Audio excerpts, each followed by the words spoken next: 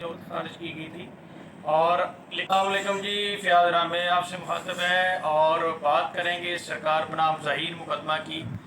वैसे तो ज़मानत का जो हर पैरा है वही काबिल गौर है और पढ़ने वाला है। जज इलियास मेमन ने बहुत ही ज़बरदस्त फैसला किया था, इसकी जो ज़मानत खारिज की गई थी।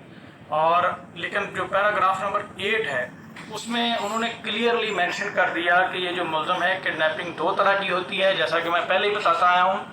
Kidnapping with in Pakistan and kidnapping for out of the Pakistan.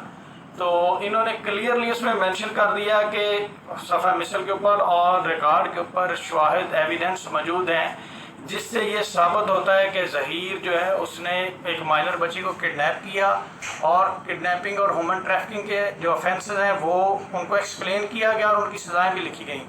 और उन्होंने क्लियरली ये मेंशन किया है कि इसने ये जुर्म किया है और टेंटेटिव असेसमेंट के मुताबिक, एक रफ असेसमेंट के मुताबिक ये लगता है, बज़ाहिर नज़र आता है कि इस मुल्ज़म ने ये बच्ची को किडनैप किया है, इसीलिए ये ज़मानत का हकदार नहीं है।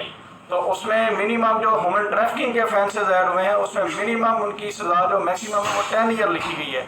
10 ईयर उसकी पनिशमेंट है और वो बाकायदा तौर पे जज साहब ने उसमें उसकी सज़ा भी बयान की गई है और बच्ची के नेचुरल गार्डियन का भी जिक्र किया है और बच्ची को बाकायदा तौर पे एक किडनैप चाइल्ड के तौर पर लिखा गया है। और ये तो बड़ा ही पोजीशन क्लियर है, पेज भी आप लोगों के सामने डिस्प्ले हो रहा है। और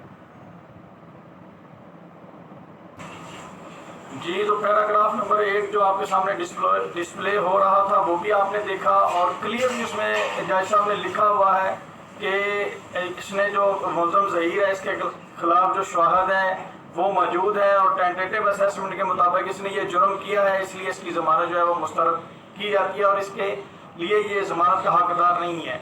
तो ये तो क्लियरली इसमें तमाम तर चीज़ें वाज़ह कर दी हैं, अब तो अदालत ने भी, चलान में भी। तो मुख्तर बात यह है कि अब ये मुल्ज़मान जो है वो बचने वाले नहीं है किसी सूरत भी। इंशाल्लाह रात के टाइम में एक लाइव सेशन भी करूँगा और अगर मज़ीद वज़ाहत की जाए तो जो बाकी मुल्ज़मान हैं जो फ़रार हैं, जिसमें नूर मुनीर है, दीगर, वो भी बहुत जल्द अरेस्ट होने वाले हैं। उनका एक प्रोसीजर कंप्लीट है, होने वाला है, होम डिपार्टमेंट से परमिशन लेनी होती है, तो वो इंशाल्लाह प्रोसीजर 10 से 15 दिन का है, वो जैसे ही कंप्लीट होता है तो ये भी अरेस्ट हो जाएंगे।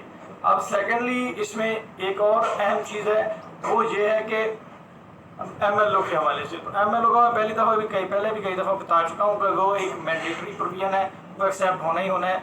और मुख्तर यही है कि जो कहा था इंशाल्लाह वही होने जा रहा है और केस बिल्कुल सीधे ट्रैक पे है।